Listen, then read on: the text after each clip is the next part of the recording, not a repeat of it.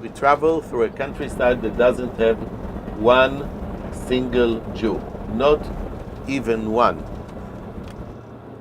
Now it's the end of winter, but when the spring comes and everything is blooming, there are beautiful flowers and the trees are all covered with beautiful green leaves, and the countryside is beautiful.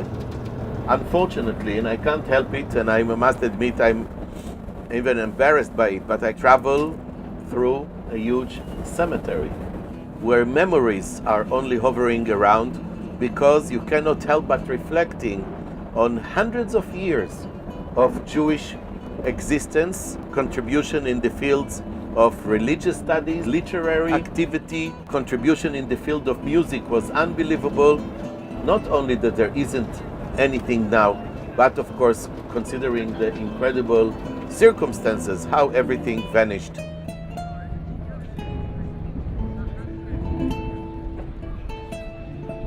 You know, in my mind, Poland has been a very gloomy place. I've not heard many happy stories. So going out into the old town of Krakow, and it was so vibrant, so walkable, restaurants, shops, to see, I guess, a reminder of life goes on. I felt that I was taken around looking at an extinct civilization that once lived in this area. Here was the caveman life. Here was where the Jew lived. They're not here anymore. This is what they lived in. This is where they ate. This is where their artifacts were, but he doesn't exist anymore. This is the way I felt. I felt very sad about that. This is what I imagined Europe to be. So walking into this place had just such an old world feel to it.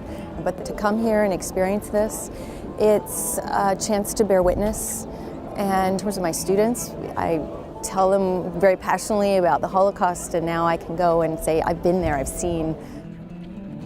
Prior to getting off the plane in Warsaw, Poland for me was a grainy bit of black and white World War II footage. And those teachers with whom we had dinner the other night immediately challenged that perception and fast-forwarded me 70 years, 30 years, 50 years, whatever. I think for the first time in a very long time, we're given another chance. And to have Arturo's personal tour of Krakow. So this, because of that, You can't help but appreciate this is the home of people who care deeply about this place. So I'm going to have to rethink my narrative, and I think that's important. Is there anti-Semitism in modern Poland? You betcha. Is it worse than anywhere else? I don't know. I can tell you that Poland has the highest number of Polish people, non-Jews, who helped save the life of Jewish people, risking their lives and the lives of their families. Many of them ended up paying with their lives.